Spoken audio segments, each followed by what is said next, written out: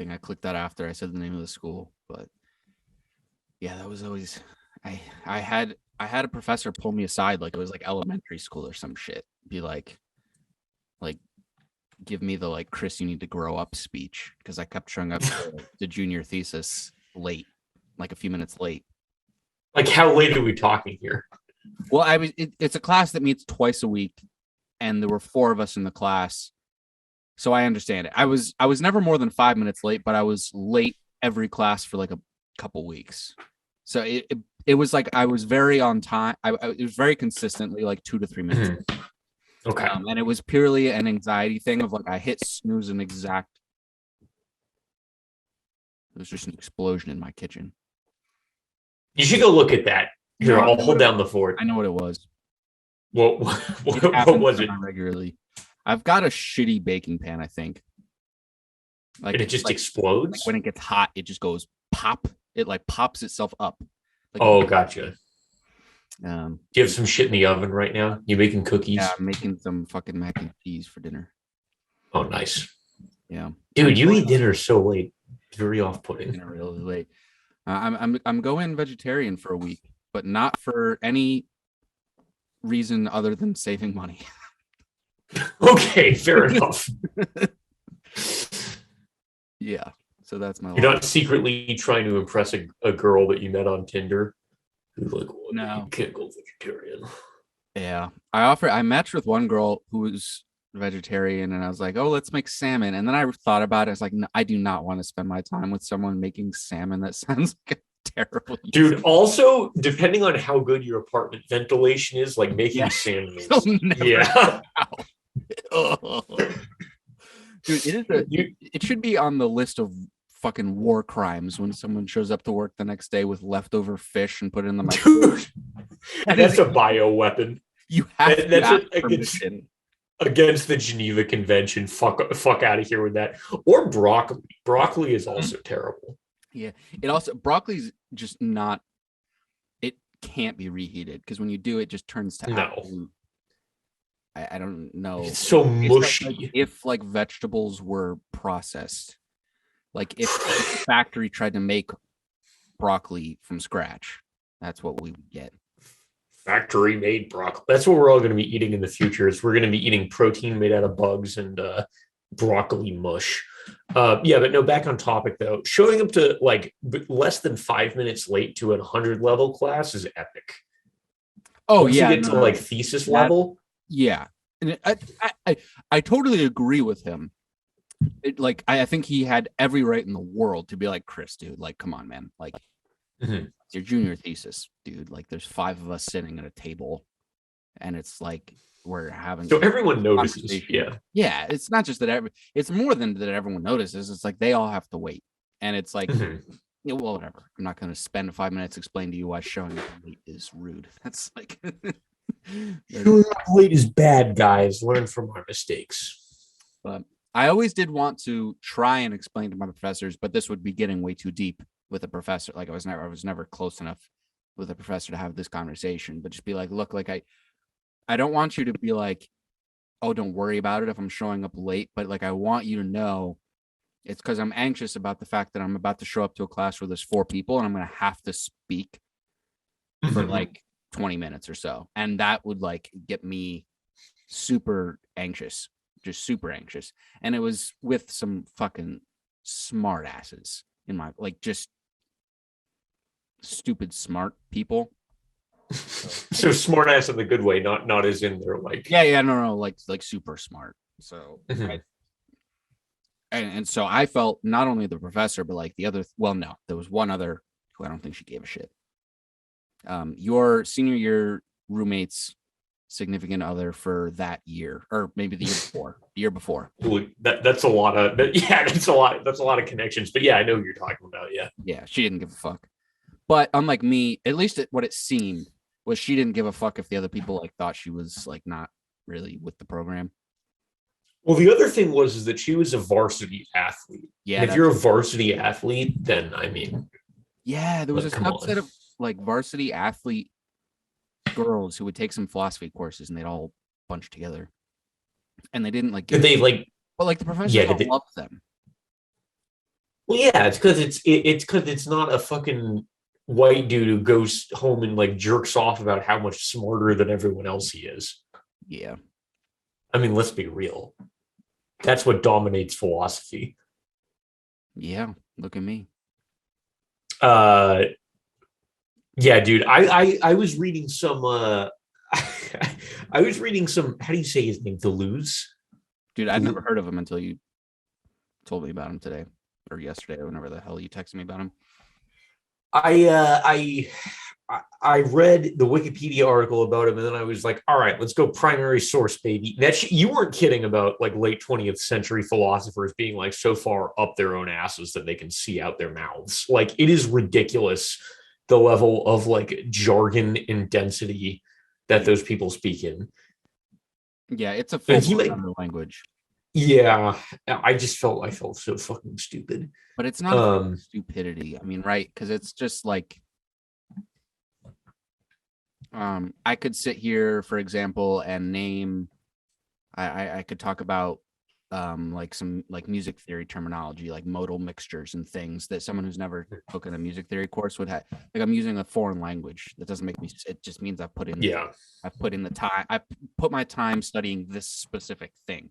So it's just that some things tend to come with lots of new language and others don't.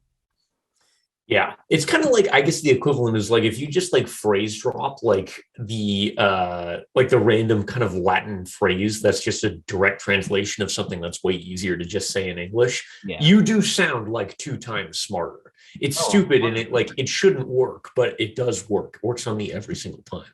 Yeah. From what I read on that guy, there was part of the reason that we don't spend much time on 20th century philosophers, particularly in regards to ethics, is just because of how much of that was like the dominant. The early 20th century was like dominant of just like nothing is real but the hard sciences, and like people.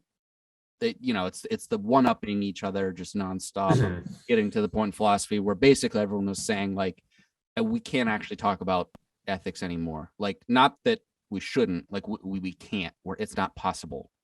It's literally impossible. It's impossible to talk about ethics. It's because we're not using language correctly. They're arguing that we're using words that we think have meaning, and when in reality they don't. So we might as well just be making sounds at each other. It's kind of like full circle in a sense. Is it like conservative politics are very much based on like unga bunga kind of logic, where it's just like different people bad, change bad. And I gotta send you a clip of this conservative lady I found the other day afterwards. Her name's Wendy Bell, I think. Wendy Bell. Okay. She is crazy. Wait, what brand of crazy are we talking about? Just like Trumpism to the it's not even that she's crazy, it's that she's so like she is so just straightforward and to the point about like her like racism and so she's like full on like mask off. Yeah, like there's no attempt to disguise. Yeah, but it's like it's so blunt and direct, and you can tell she like phrases things in fun, like she's good at like radio speak. She's good at like telling stories and getting animated and all that kind of thing. But it's so blunt and straightforward that it was weird to me. I was like, I didn't know how to process it. Like there aren't one of the rants she was going on was like this things were going well up until we forced the fucking she would use the word integration. As in integrate schools? Yeah. She kept saying integration. She said like, I've the violence in this, whatever. She was making some, black people are violent argument or whatever. But it was like all our children were fine up until we integrated the schools. What did you think was gonna like? It's just like so blunt and like I don't know it. It was weird. It's honestly, it's kind of refreshing to have like a conservative go like that, mask off, where it's like you kind of know that like these are the undercurrents of like what many of them probably believe, but it's just like, well, now we've just removed all doubt. Like this is just what this person thinks, and they're actually that like fucking stupid. Yeah. So that's pretty cool. Yeah, dude. I think fucked me up, just real quick. What fucked me up the most is that she looked very much like my brother and I, and my sister a little bit less, but we all played like lots of sports growing up, as a lot of people did.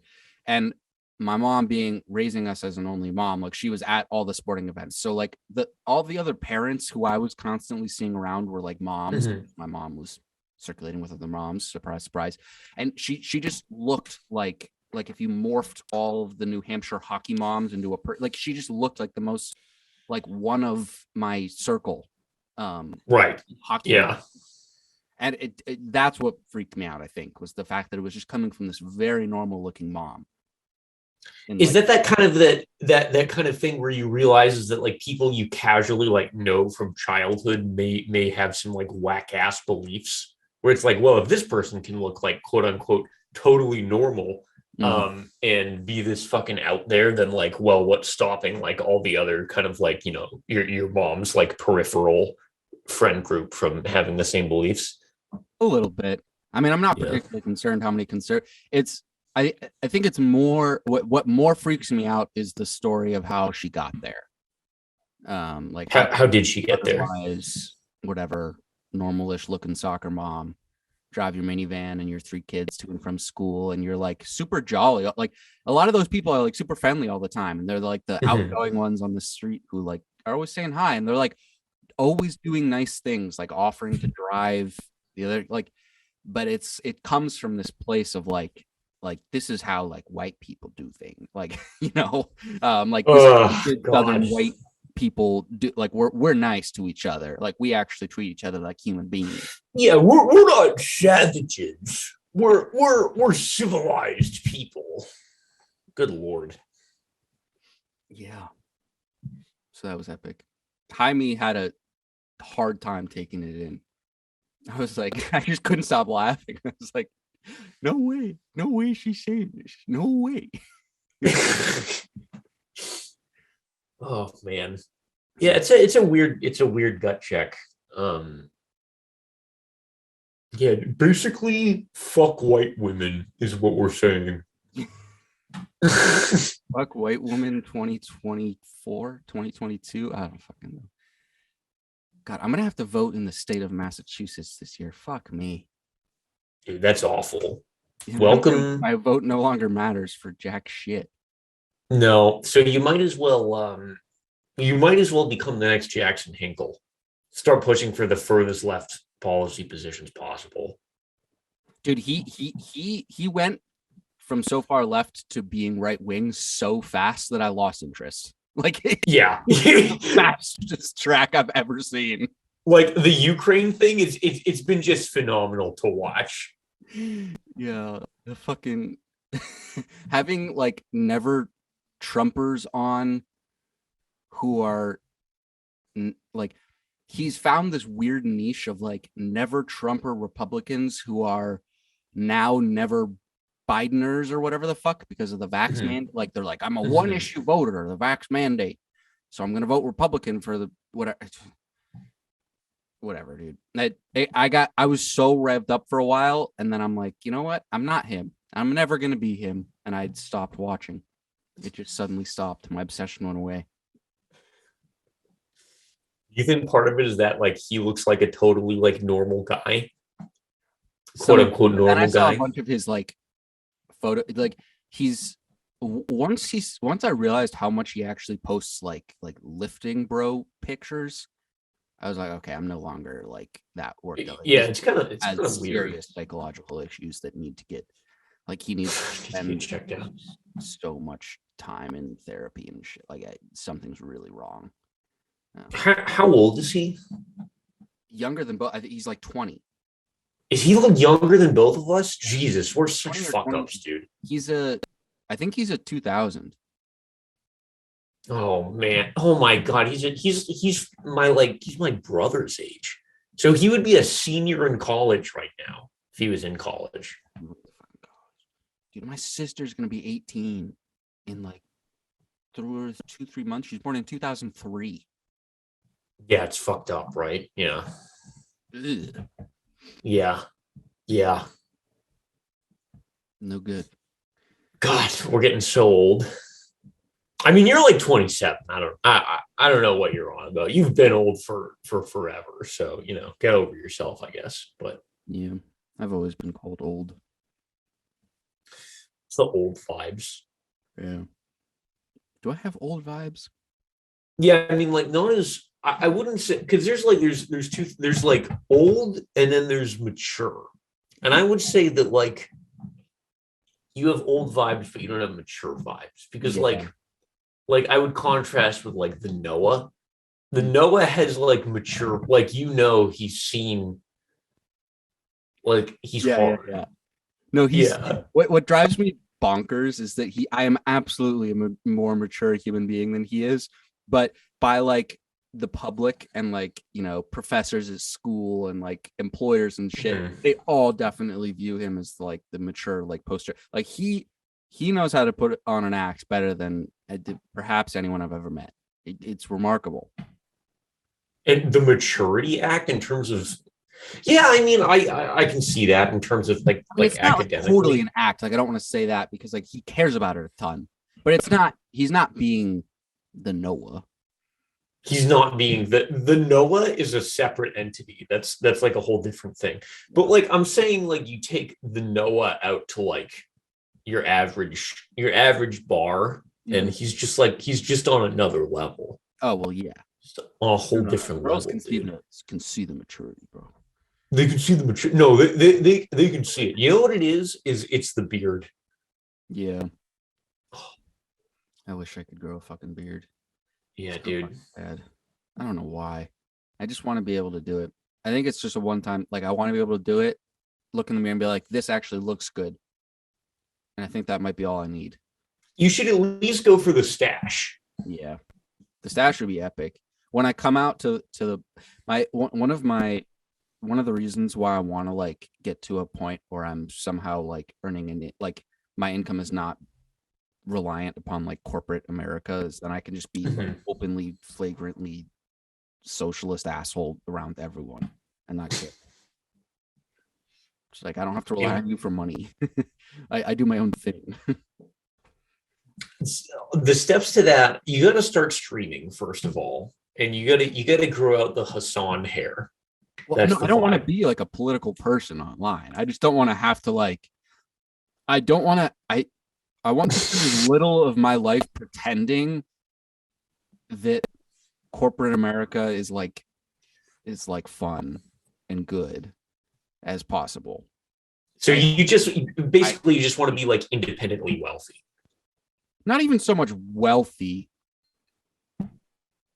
More just like I want to like have like my dream would be to like have revenue streams that come. Yeah, just self-employed, I guess would be, but not even. Yeah. I don't know.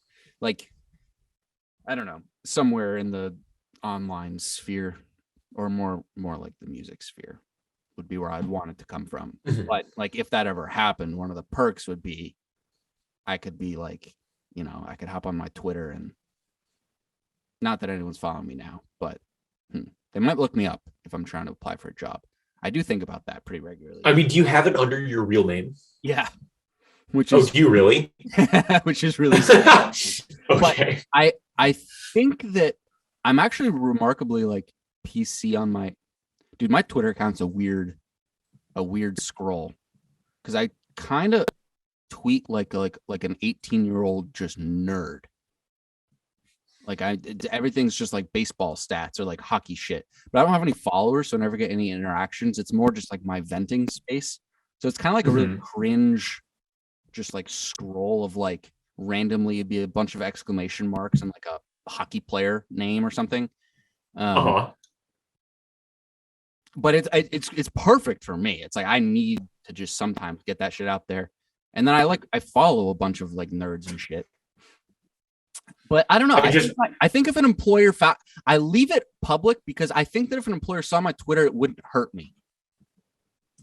Yeah, I just followed you. I'm looking at your Twitter right now. Yeah, you're totally fine. Mine is completely unhinged. I have it's a My first full person I know. on alter ego. Fuck is that? Dude, it's me. That's what I look like. So real. It literally is like the perfect, like, if you were the kind of person who grew a long beard as a way of like announcing to the world that you've given up on life because college is too difficult. Like that's exactly what you...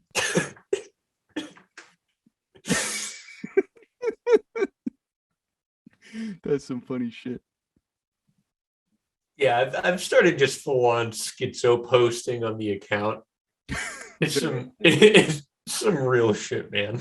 Dude, you gotta start liking all my fucking the most boring tweets in the world. Just like a name of a like I hate how many people do it. It bugs me when I see other people do it. So I don't follow people who tweet like I do because it's annoying as shit. And I think that's why I probably only have like 50 followers and I've been on Twitter since 2014. But like Sidney Crosby will score a goal and I'll just be like Sid with like Sid! Sid! Sid! Oh my god! The only time I get vulgar is when I'd call for the death of baseball umpires pretty regularly. But no, everyone knows that's hyperbole. You're good. Yeah, that's acceptable. Yeah, I'm not posting. Lots of kids I follow post like actual what's that website where live leaks or whatever, where you can find like all sorts of gruesome death videos. What? You know what I'm talking about, though? What the fuck? Yeah. They go to the wherever the fuck you go on the internet to get sure. Dark, violent videos, and they'll just like like when I'm just like fuck you at the dude, like I wish you were dead or whatever. Like these people will post a video of someone dying and then like tag the specific umpire. So I'm fine. Jesus I'm not on any watch. Christ. All these kids are, and I'm not. I think. Dude, sports Twitter is just it's hilarious though. It's a different universe. It's so fun. Everything is just comes down to like 5 jokes. It just never stops. It's just a revolving, like it hasn't evolved since I've been involved with it. It's just the same thing over and over again. It's like ratio and fucking, you know what I'm talking about? L plus ratio plus you're gay plus don't care. They'll say and then they'll like when they like something you post, they'll be like W plus ratio plus the person with a W in front of it. Like all that shit. It just never stops. Dude, I swear to God, Twitter is getting worse. Maybe I'm just following like the wrong people, but Twitter is getting like progressively more unhinged as time goes on. Nick Mullen's becoming more active. He is becoming more active. So like it's not a total L. Loss. That's one of the few redeeming features of Twitter. Fuck it. Maybe this is my impetus for getting into sports Twitter and also sports. So I just need to get out. Nah, sports Twitter is kind of a depressing place.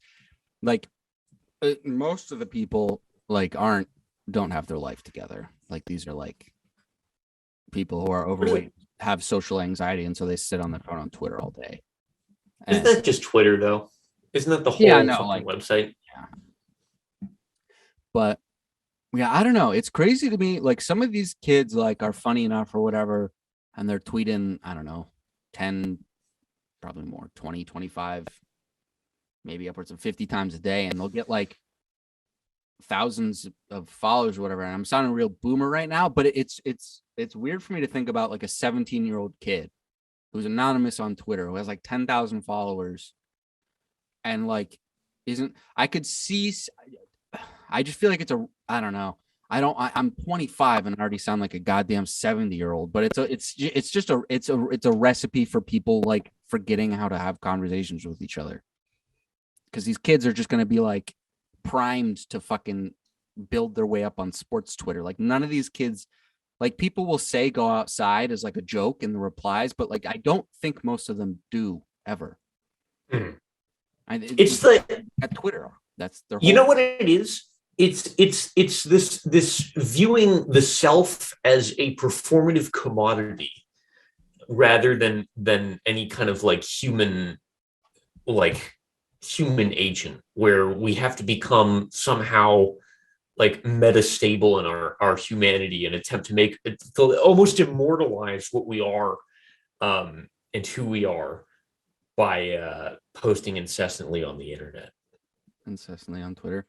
I'm not gonna lie to you. Was that a serious take? Was that a bit? No, of course that wasn't a serious take. But I do think Twitter does encourage this, just like you just shout into the void and then people go like, yeah, and then you like keep fucking shouting into the void. That it's brilliant. I mean, that's the normie way of putting it, but like I do believe that though. In terms of like those rare days in Twitter history where Twitter pops off, like it is genuine. Like the hardest I've ever laughed has come from Twitter. January 6th was the funniest day in internet history, man. That shit was unbelievable. Also the funniest day in American history, no cap. Not really, but yeah, no, it was pretty fucking funny. What was on, because I was not on Twitter at that point. What popped off? It was just like all the like verified people being like, "Oh my God, people, it's here. The end of the United States as we know it. Oh my God, the end of the world. The Hunger Games is coming." Let's people tweeting like, "Let's call up Suzanne Collins or whoever the fuck wrote Hunger Games and ask her how to prepare. Like the end of the country is here."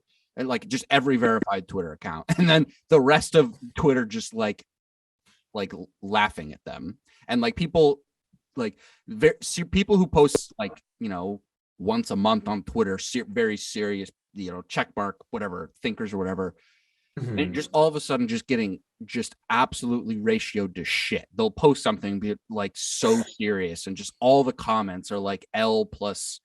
They whipped out the latio instead of ratio.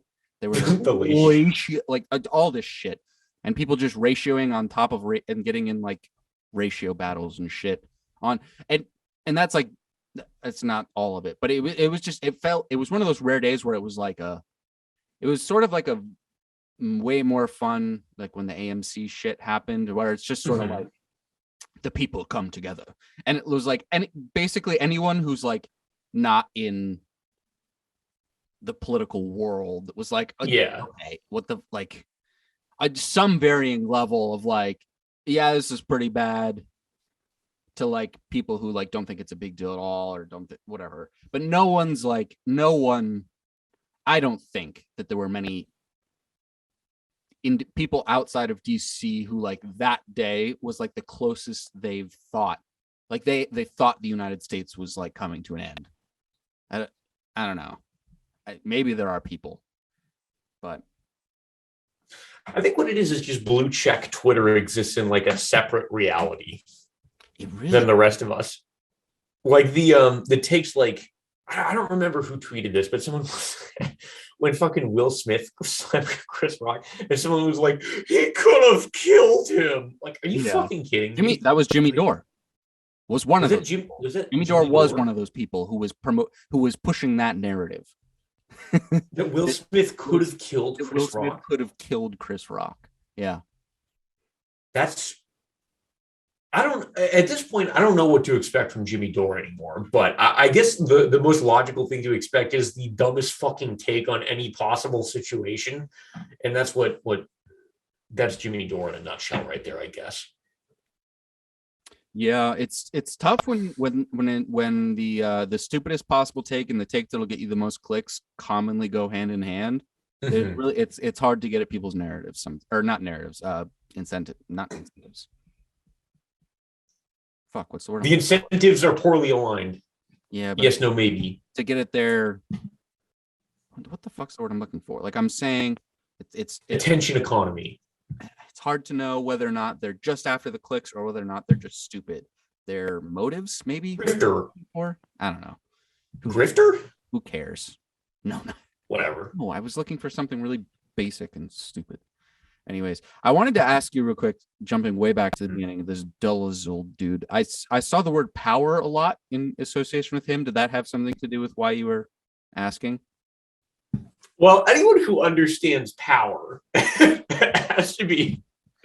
You know me. I'm very much interested in the study of power because I know the most powerful person. So now I have to kind of like reverse engineer a method to become possibly the second or maybe even third most powerful person. So anyone who can offer me philosophical answers to become even as close to as powerful as the Noah, whatever that might mean. I think the blunt answer is, and it might not be the answer you want to hear, but it's the answer you need to hear, not the one you want to hear. Okay. That if you're online reading about the concept of power, you're never going to hit the top 3, buddy. It's over. It's done. Oh man, yeah, dude, I'm fucked. Oh, speaking of which, I saw this tweet that was like getting into philosophy because of Nietzsche is cringe, and I immediately sent it to someone we've both met who's very into Nietzsche. And this person was like, why is that cringe? And then I just didn't respond because I realized I actually didn't have an answer, but I do know it is cringe. Can you explain why getting into philosophy because of Nietzsche is cringe? Because Nietzsche's not like a real philosophy. Is that true? Well, his school of thought is like, it's like an afterthought. Like, we don't care about your fucking oh shit, I just broke my friend's thing. Jesus. We don't care about your fucking existentialism, bro. We don't care. It's not real. There's like one elective offered at the college level that like only idiots who don't know what they're getting into sign up for to study existentialism. It's like philosophy is like ethics, epistemology, metaphysics, and maybe a few other things that you can blend together, but it's not existentialism. That's its own dumb bullshit. What is existentialism? Can you give me the cliff notes? I'm gonna not give an answer. One, I'm not gonna try and sound smarter than I am. I couldn't remember the specific. I know there's a very specific distinction, and it's like the rest of philosophy believes one thing about the I versus the world, and the existentialists, whatever, believe the opposite, or whatever. It's something to do with I and the ego or whatever. I don't remember. But what I do remember with a pretty significant level of certainty is that even if you look it up and see the 2-sentence version of the distinction, it'll be a meaningless thing. It won't. Okay. Like, you have to kind of go through the whole semester to try and begin to understand what existentialism is even getting after. It's just, you can't do it. But it's like, it's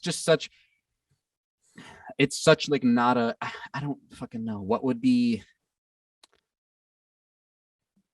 I don't know. Is there some like recent thing to come up in economic literature that's like very niche and like only a small group of people in the 20? Well, no, I guess econ isn't. Maybe not. It's not studied the same way as philosophy, where we go back to ancient Greece and then basically back. But it's just like it's not part of the core curriculum. It's an elective, I guess. Is the make clear. Well, the thing about econ, it's a little different, is because like social clout in econ as a profession, and this isn't exclusively true, but like everyone wants to be in some way adjacent to policy creation. Like people, economic research is done because it either wants to influence policy directly or influence the influence on policy. Yeah.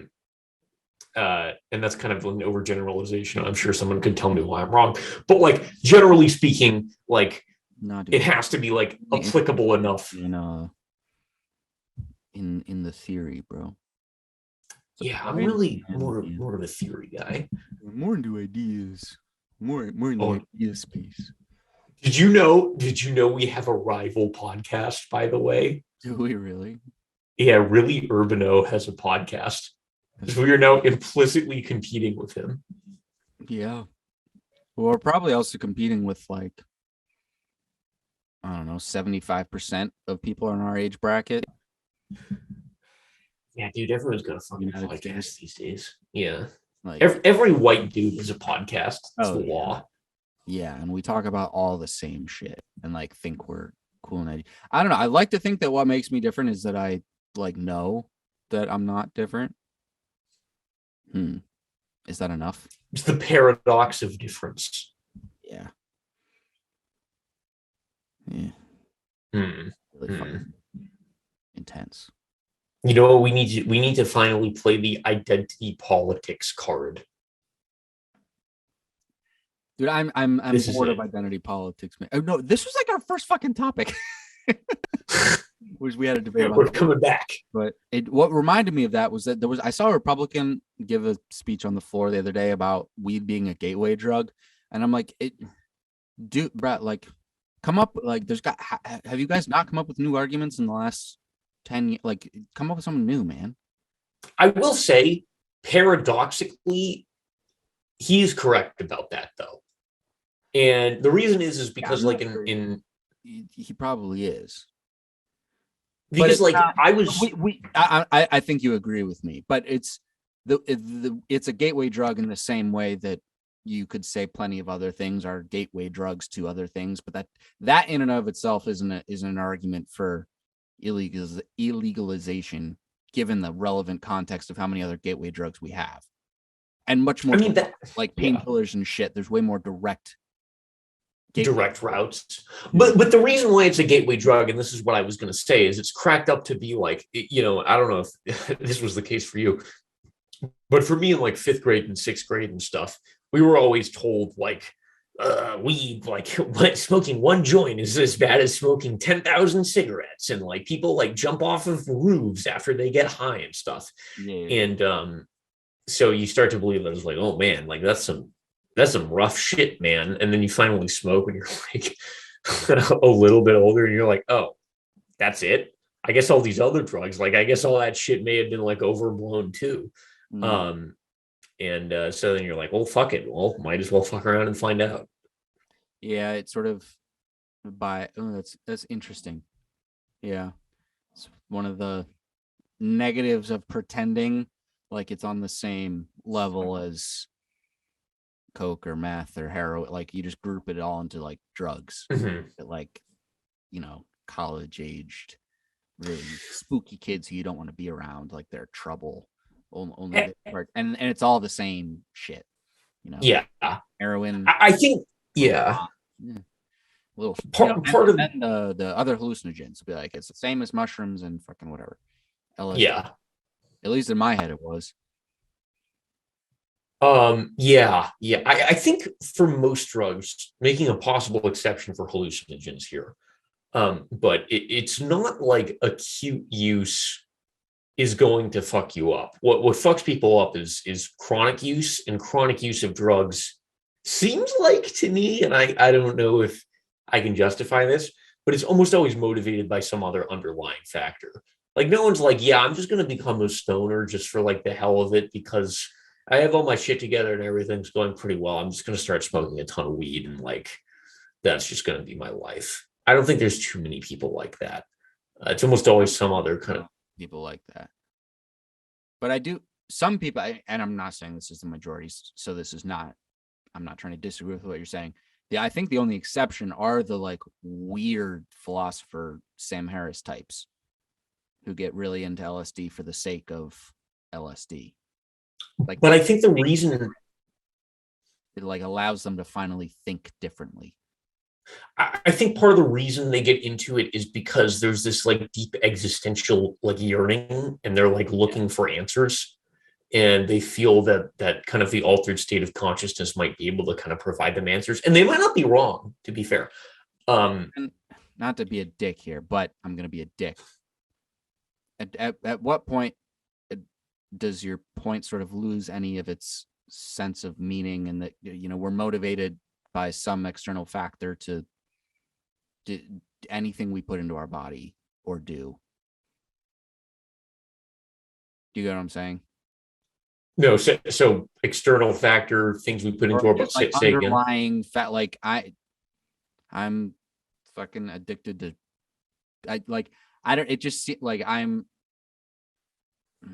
I lost my fucking train of thought. Like if you like take a mechanistic view of consciousness or like how the brain operates, then it seems like you just trapped yourself in kind of like this consumptive loop of a certain substance. There's a yearning for a sugar high, which is why I go and eat a muffin when I'm high. Yeah, I mean, like fundamentally, and this may be kind of a very anti-Delusian kind of takeaway here, but in some way we are kind of like the brain is sort of mechanistic in that kind of way, right? Is that it does operate on like feedback loops. Now, of course, the Delusian perspective would be that's me transposing the characteristics of our modern capital onto the human psyche, which is of course wildly inappropriate and essentially me being infected by capitalism. I think as a general rule of thumb, thinkers who say, given the current constructs of society, no one can understand the true reality of, like, you know, the real, like, human nature. Like, we can't, humans, you know, is what was his name? Rousseau, maybe? It was some French political philosopher when we were all obsessed about like the state of the natural state of man and why we that's Rousseau. Yeah. And he's like, you know, saying, and he had the most positive review of the human spirit, or whatever the hell you want to call it. It'd be like, we're all assholes to each other because of this fucking bullshit system we got going around each other. In the natural state of man, why would we have any reason to not just be friends with each other? So none of you can I'm sure he was a bad example, because I'm more inclined to agree with him. But I think generally speaking, people who say like y'all just can't understand it given like this current reality of capital or whatever the hell, it's like, how much time are we going to waste being like taking I don't know, it's just like, where are we getting at when you're saying like, well, we can't actually talk about ethics anymore until like what, capitalism's gone?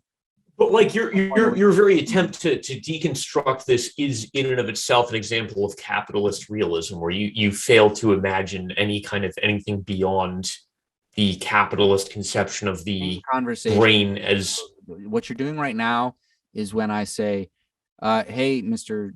Christian dude, I have a question for you. If God is all good or whatever, like why does meaningless suffering happen?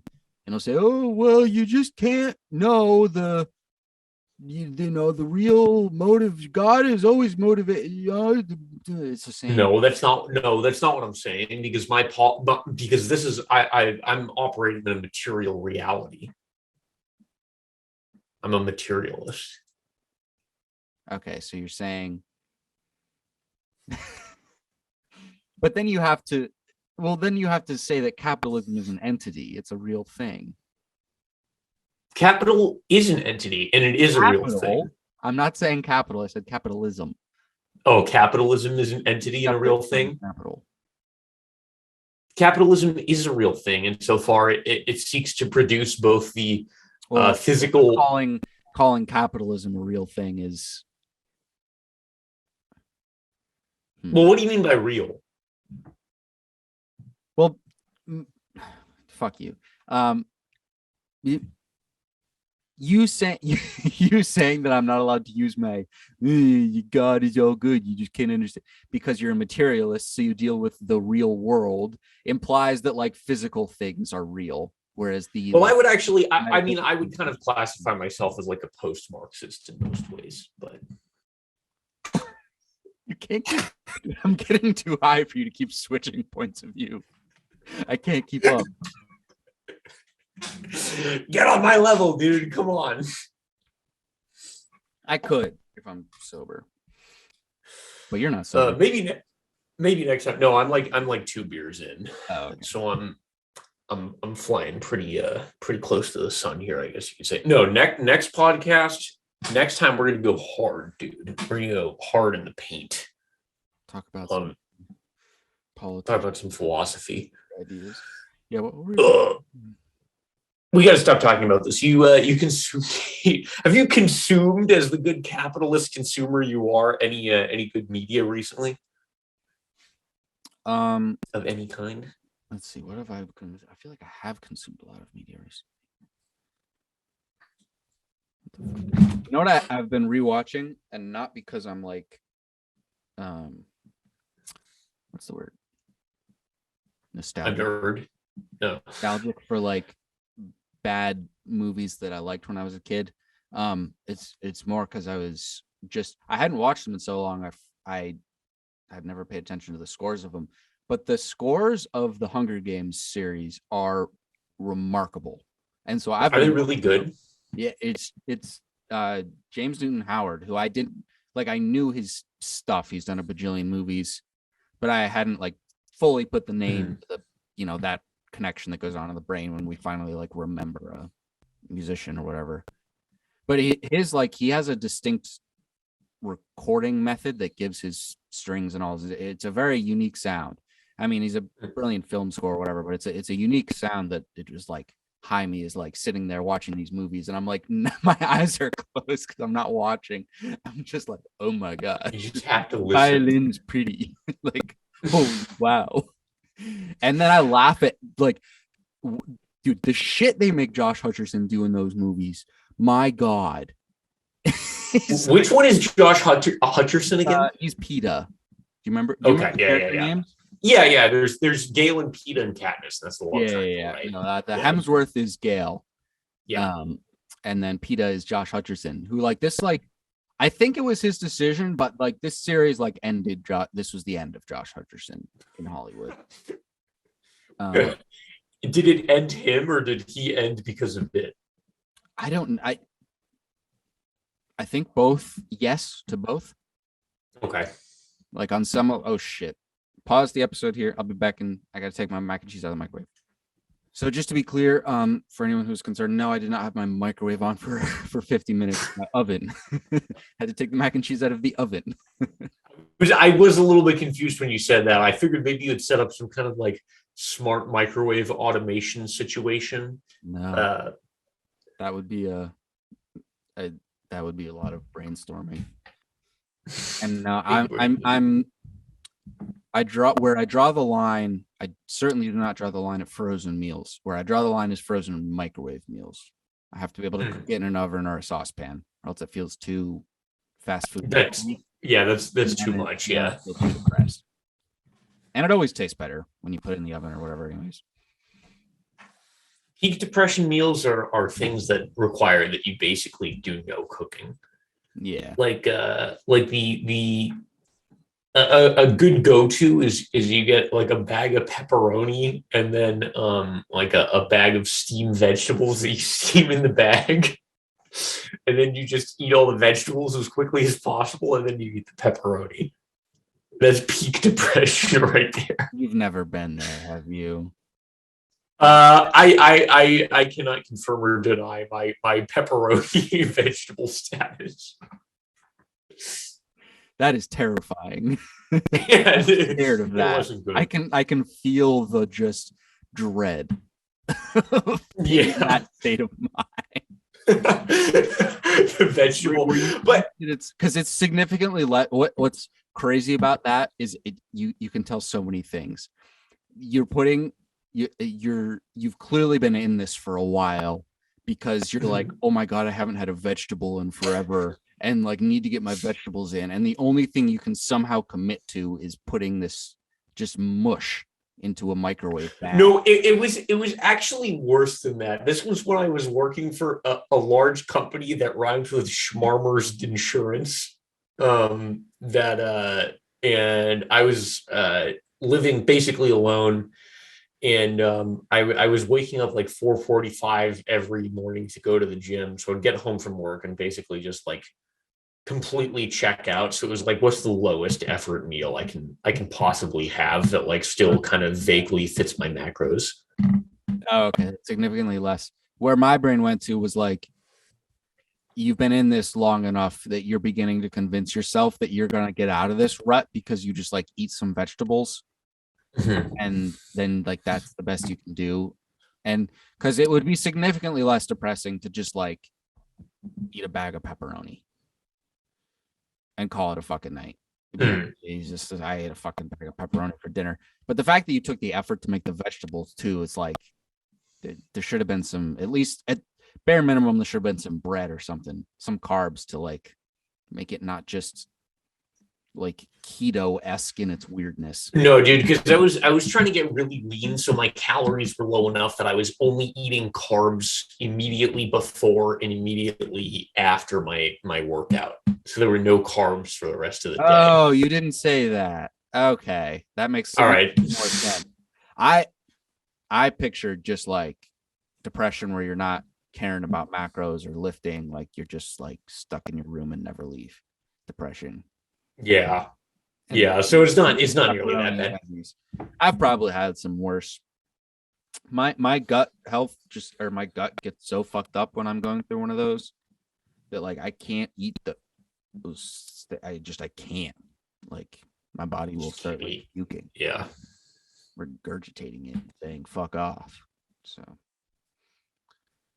you know what it is that depression actually isn't real. It's merely suffering under capitalism. Yeah, bro.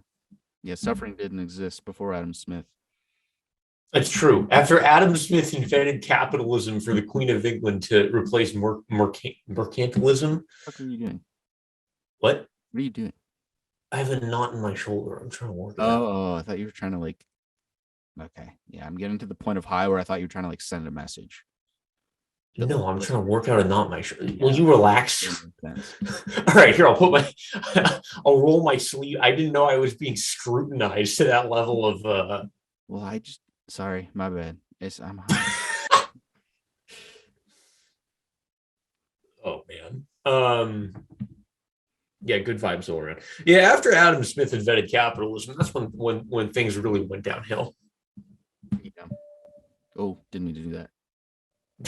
This is great. Anyway, sorry, we were talking about Hunger Games score. So who's the guy who did the score again?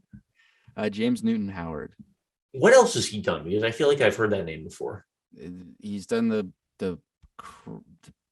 new Harry Potter shit that's got Grindelwald in the name. The fucking Fantastic Beasts of Newt Scamander or whatever. He's one of those people who just like you'll scroll through and you'll just see a bunch of movies that you're like, oh yeah, I know that movie. It's not necessarily that you'll look at all the movies and be like, oh my god, these are all incredible movies. It's just like he's done like a lot of movies. I don't fucking and like big like he doesn't have just like a few big films under his belt and like a things you've never heard of like most composers. Like he's up there with the big ones where he just does nothing but like Hollywood blockbusters or whatever. One I remember sticking out to me was he did Nightcrawler. I remember that. Yeah, I saw that movie. I like that movie a lot, actually. The movie is really fucking yeah. I think it was like the most obvious thing ever that watching that with my ex was like there was 0% chance given the premise that she would enjoy that movie. And I made her sit through it like an asshole, and I was like in heaven. This is the best thing ever. And she was like, what the fuck are you talking? Phone, like, Chris, fucking please. but here's where I'm such a fucking dick. I'm like whenever that would happen, I'm like, yeah, no, it's just because you're not up here. It can't possibly ever be because the movie is I like bad movies. It's always because the movie's getting at some upper level. Like it's because you're stupid. Yeah, it's like sorry, babe. It's just because you're stupid. I like the really intellectual ones about serial killers who are just don't know how to talk to women. Just like me or whatever. Bro, he just said me for real.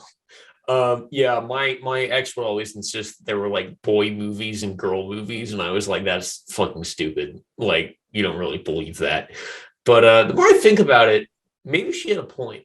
Maybe there are how many Nightcrawler is certainly one of those ones that doesn't come up at I don't know what percentage of the time it comes up when people ask me about movies I've seen in the past couple of years that have really stood out or that I've really liked. But like I talk about it fairly often. I can't imagine a single girl has ever said that. Yeah, it's not a women movie. I don't even know what I mean by that. It's not a woman movie. In the It's not a very like, woman movie. you know, I would never say that seriously. I'm only referring to like I forgot where I was going with my fucking joke, but whatever. It's like, were you in a sorority or not? And if you were in a Yeah, like I'm saying sorority, that in like a like traditional uneducated right? what they mean when they say woman or whatever. Yeah, it's like a post-ironic joke. Yeah. It's a Yeah, yeah, post-ironic yeah, joke. yeah. It's the third level. That was philosophy each year was kind of like leveling up. Like I'm sorry, I'm not gonna go deep down this, but like each No, year no, no. Keep going. you'd like go one like a big part of understanding the basics and beginning of philosophy is being able to recognize differences between like concepts of thing and the thing, or like you the thinker thinking versus you thinking about your thoughts, like that like next level of Mhm. you get what I'm getting at. And Yeah, sort of like meta thought yeah, like almost. me thinking about my thoughts is different than just me. It's a level Mhm. removed from something. But like each year you'd like remove yourself one step further from consciousness. So by senior year you're like, I am the observer of the observer of the observer of my thoughts. And just suck my dick. Going deep, man. Do you ever think about like, I think like Alan Watts has like a lecture on this, but it like in meditation. Mm-hmm. Do you ever like think about that? Like, you're watching the watcher almost, so to speak, and then like you can go another level deeper, but you hit this point of like infinite regress, and like, what is that even? Well, I thought the whole point was like at a certain point that divide ceases to exist and you realize that the sense of ego was just a That there is no there is no watcher. there is no thinker. there is There is no there thinker. there are just thoughts. Yeah, it's just the void. That's honestly kind of what it feels like. It's not that I've hit the point of enlightenment, but when you start to, I don't know how else to explain it other than like feeling the void. Yeah. Um, it's a really that's a surreal experience. I think that there's a part of the correlation between, and I'm not trying to say I'm Einstein, but I think that part of the correlation between part of the reason why there's a correlation between like super smart into the like brilliant people and like being just like weird off the rails depressed or crazy or so like they're never normal is like they're approaching that very thing where you just inevitably begin to approach a lot of questions about it just begins to seem like the reality of whatever is that this is probably random or meaningless or something. Like you start getting close to all those fucking questions, Yeah, it's just like can't it's almost really like, answer them in a good satisfying way, and so you feel more connected to like the meaninglessness of day-to-day shit than people who yeah, aren't up there. yeah. Which I agree. It's yeah. Ever, but I think it's true. Um, yeah, you would never admit that sober, by the way. But just kind of like the l'appel de voir, or what, I don't know, the call of the void, or I don't know what it is, but it's just the further you go in that direction, it's almost like a breakdown of reality, where it's like, what am I? What is anything else? Like, what does this all mean? It's just like it stops making sense. Yeah. I think the Talking Heads did it best, and the album stopped making sense. That is the truest expression of this. We don't need philosophy, We just need music. honestly. We need music, dude. Yeah. I fucking hate musicians too, though. I hate everyone that I like, everything that I like. I hate the people who do it. Dude, it's cool to hate the things you like these days. It really is. So maybe this is me trying to like be a personality, like have a personality. I don't know. You know what you're doing? You're doing the whole like, I'm not like other girls thing. You're like, I'm not like other musicians, or like, I'm Yeah, not like other philosophers. yeah, you're right. But I am. I But need you to accept are. that I am. And by attempting to not be like them, you are be like them, you know. All right. Well, that's it then, folks. We solved it. I have brushed my teeth and cut my hair for the last time. Have you just become philosopher / musician / stoner now? Yeah. It's pretty soon you're gonna start looking like my Twitter profile picture. Yeah. Well, I don't know. I'm gonna have to hop on the sauce for that. The sauce get thick, dude. Fuck. I think I said his name, but the person who we both know who took the Rogaine definitely called it the sauce. Like, yeah, dude, I'm pinning. Like, oh yeah, what are you running? Like trend, mask, like just like test? Nah, dude, fucking Rogaine on my face. Dude, he was on some bullshit. RC, were you there for his whole thing about like he claimed that he took Viagra once and permanently made his dick bigger? Yeah. Yeah.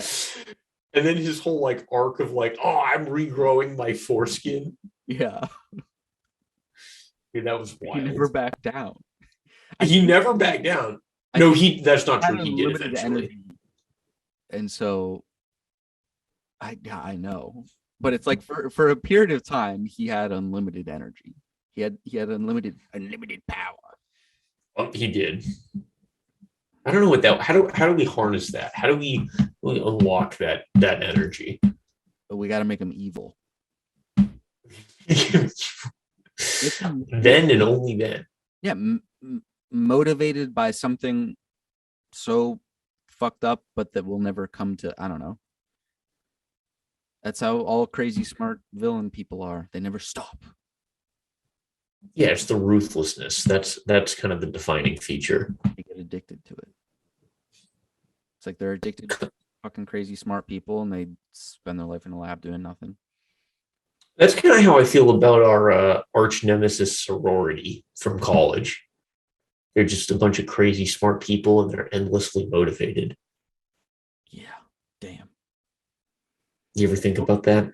Yeah, dude. I hate that when I meet like any girl who I see or meet, like they're like either in my head. It's like immediately I make a judgment call, either in that sorority or not. And if they're in, then they're goodbye out of my brain. It's not like I block them. Like I can't remember those people's names and shit. I block them out right away. But I recognize them at work. There are a few people who I'm just like, yeah, you're that. You're that kind of person. Yeah. Damn, dude, that's not good. You've really pathologized this to perhaps an unhealthy degree. What? I mean, well, yeah. Yeah, I never claimed I was mentally stable. That's the episode title right there. Yeah, no, I'm the furthest thing from. Well, no, not the furthest thing. No, definitely not the furthest thing. But I do. Yeah, I'm fucking weird. In my. Would you say it's fair that the Noah has achieved kind of like a level of meta stability? Yeah. Yeah. Yeah. Like his drama's gonna be like, I don't know. It's never like he's going through like an existential crisis. It'll always just be like, there's a breakup or you know. But he's bad day at work, you know. Yeah. Whatever the fuck. He will always be the He'll always be able to come home and have his cat and his acoustic guitar. No matter what happens. I feel like the kind of like I wish so bad I was the kind of person who I get sad, I want to do music. I fucking wish, man, that I'd be the best musician ever because I would just I would be doing so much more. I would never stop. But I have to be in a good mood to do music. But those people who can get like you know, their heart's broken and write a fucking album, that's the moneymaker. Those are I got fucked genetically. I get really sad a lot, but I can't do anything creative when I'm sad. Yeah, dude, you would be the next like Jack Harlow if you were just like if you could channel that. Yeah, man. Except, yeah. I kind of like, the more I see him and the more I hear him talk, the more I like him. I've Like never heard him I don't talk. know about his music or whatever, but like his online presence and shit, he genuinely seems like not up his own. I don't know. I would expect him to be the most cocky asshole ever, and he seems like he's not that way. He's And not like I take it back. You'd be like the next Tyga. no, shut the fuck up. Dude, Freaky Deaky, that song goes hard. We can shut down music after that song dropped. No. Song of the year 2022. If I was like in that circle, I would definitely be someone who's like famous but just bad, man. Like I would be like the Ian Dior type of just bad. I think you'd be like Machine Gun Kelly. Sad. Dude, ever since you pointed this out, I started to pay attention to like music Twitter. And you're right, man. It is not cool to like MGK. Bro. Yeah, I hate him. Holy shit! I didn't. Yeah, know. he sucks. Well, but that's the whole point. Why are we like if after the album you're like his lyrics are cringe and it's kind of shitty. You know, this is dumb, and people are it's like I think what it is like it's just the like this is like bad music or whatever, but it's the most popular, so people who are really into music get just frustrated at that. So they like fucking Fantano giving both the MGK albums 1 out of 10s. Like that's hilarious. No, that's so funny. No, it's hilarious, but there's significantly worse music that comes out than him. It's just the frustration with how popular it is that's making him want to give it the 1. Yeah. Well, I don't know. No, come on. It's not on this. That fucking Tyga song you just referenced is on a different level of musically bad. Dude, Tyga's good. Fucking, what's the whistle from the baby? It's just one loop of like, it's a 3-second whistle loop and an 808. Yeah, but it goes hard. Yo, shut the fuck. I can't think of good examples, but like, what about I don't. He reviews people who like make their fucking first album and they're like 18 or whatever, and they don't made it out of their bedroom, don't know what they're doing and shit. He doesn't really, but that music exists. That's so much. There's so much. But I think the point about MGK is he's been doing this for like a decade. Like he should be better, and the guy still like honestly can't sing. He only started just doing pop punk like 2 years ago or whatever. Yeah, but come on. It's, you know, he made the turn probably because he got bored or saw there was more money. I don't fucking know why. Or he got ratioed plus, you know. But part of the intrigue is sort of his bad singing. Like it genuinely, like as opposed to people who can sing, he kind of sounds like if you just picked a boy in all black wearing black jeans and a tank top off the street and said sing this song, like what you would sing. He's like if you grabbed some douchebag and you were like, hey, go for it. And that's him. That's the brand. A punk douchebag who like simultaneously he's not even sort of anti-punk. He's just like whatever. Yeah. It's like it's pop punk. Exactly. It's like they still want to be popular. Like they're not actually like too cool for everybody else. Like they still and whatever. But yeah, it sounds fucking real. And it's got the like very Hollywood production on it. And Travis Barker is actually remarkably skilled. Oh yeah, Travis Barker's good. I mean, it's like, yeah. I'll give him that. But it's just honestly it's not meant to be taken serious. And so that's what frustrates me with like music purists getting all butthurt about it. Like we fucking know MGK is not coming out here and saying I'm the next goddamn Mozart. I mean, maybe he is. Maybe he's, but like no one's. If he is, it's all for. This is my theory about MGK. Is that he's actually up here, but he pretends to be down here. I don't know why I think that. I think it'd be way funnier if that were true. Yeah, that would be hilarious. That would be remarkable if he's just like he doesn't spend his nights like partying and getting high. Like he just goes down the fucking intellectual rabbit hole on YouTube. The rest of it. And then that's definitely not true. Yeah, no. Could you imagine? Would he? I feel like MGK would listen to Joe Rogan though, because that's about as like and feel he'd be like, "Oh, I'm so fucking smart, man," or whatever. But like, it's like he can't understand anything more complex. No, dude. You know what? MGK is past the cope of pretending he's a smart guy because he's dating Megan Fox. Yeah, he no longer has to pretend he's smart. It no longer matters at that point. damn, you're right. Shit. His life. Well, what's he motivated by then? Like doing drugs like and just girls having fun. I don't know. It's not like there's Let's be. I don't know, man. I love that music, and when I'm like high and in a party mood, like I started remaking just like the instrumental from one of the songs on the album just for fun, just like whatever over the weekend, last weekend, whatever the fuck. Like it gets me riled up. I could not do that musically all day. Like, it's so boring musically that like I don't know how he like what's your drive at a certain point, man? I think you've touched on why people don't like it because it is that boring music. Oh, no, but that's all pop music. True. All of pop radio is just 4 chord songs over and over again. Oh yeah, for sure. So I don't think that's a fair criticism of MGK.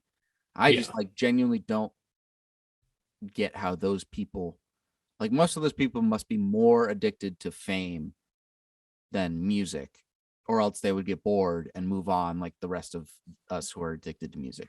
Damn, I'm sounding like a musical purist. Shit. Damn, you finally made it. You sound so cool. Yeah. I think I finally made it. Yeah, I finally believe my own bullshit.